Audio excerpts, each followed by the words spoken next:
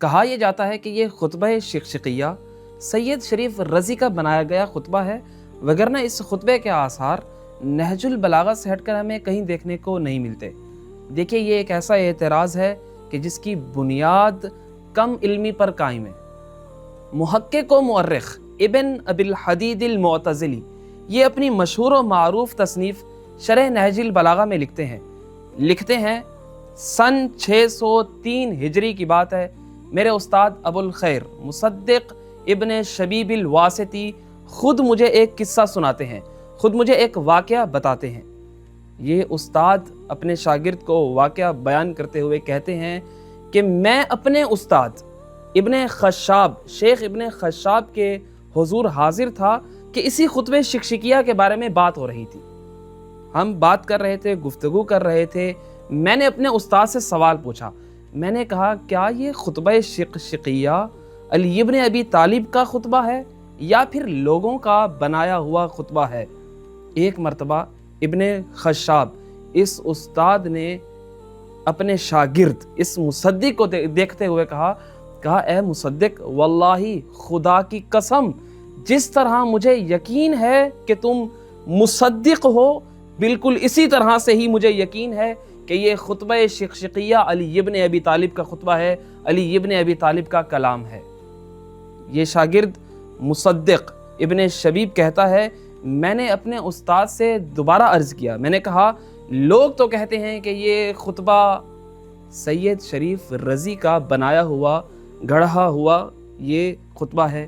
تو جب یہ کلام سنا نا، جب یہ بات سنی تو شیخ ابن خشاب گویا کہ مسکرائے اور کہنے لگے کہاں یہ کلام، کہاں یہ خطبہ، اور کہاں سید شریف رضی اور اس جیسے دیگر افراد، انہیں یہ اسلوب، یہ بیان کہاں حاصل ہے؟ پھر اس کے بعد اپنی گفتگو کو مکمل کرتے ہوئے استاد ابن خشاب نے یہ کہا کہ ہم سید شریف رضی کو جانتے ہیں، ہم نے ان کی تحریروں کو دیکھا ہے، ہم ان کی نثر نگاری کے فن، ان کے طریقے، ان کی روش، ان کے اسلوب کو پہچانتے ہیں۔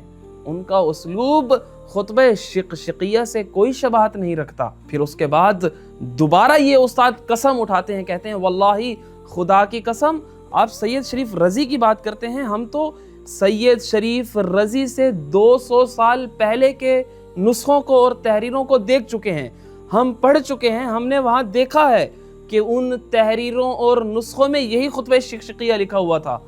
اور یہ استاد ابن خشاب کہتے ہیں یہ نسخے اور یہ تحریریں میں پہچانتا ہوں کہ کس عالم کی ہیں، یہ کس ادیب کی ہیں۔ یہ نسخے، یہ تحریریں سید رضی شریف کی ولادت تو کیا، ان کے والد کی ولادت سے بھی پہلے کے لکھے گئے نسخے ہیں۔ یہاں پر ابن ابی الحدید المعتزلی اس واقعے کو مکمل کرنے کے بعد لکھتے ہیں اور کہتے ہیں کہ اگر میں اپنی بات کروں تو عرض یہ ہے کہ یہی خطبہ شقشقیہ میں نے اپنے شیخ یعنی معتزلہ کے جو بزرگ عالم ابو القاسم البلخی ہیں ان کی تصنیفات میں کثرت کے ساتھ پایا ہے۔ یہ ابو القاسم البلخی کہ جو بغدادیوں کے امام یعنی معتزلہ کے بزرگ علماء میں شمار ہوتے تھے، یہ ابو القاسم البلخی، ان کا زمانہ عباسی خلیفہ مقتدر باللہ کا زمانہ تھا کہ جو شریف رضی کے زمانے سے 10 سال پہلے کا زمانہ ہے۔ اور پھر یہی ابن ابی الحدید المعتزلی لکھتے ہیں کہ میں نے یہ خطبہ امامی متکلم ابو جعفر ابن قبہ کی مشہور و معروف کتاب الانصاف کے اندر بھی پایا ہے۔ یہ ابو جعفر، یہ ابن قبہ امامی متکلم جو ابو القاسم البلخی کے شاگرد تھے، یہ اس زمانے میں اس دنیا سے رخصت فرما گئے جب سید شریف رضی ابھی اس دنیا میں آئے ہی نہیں تھے۔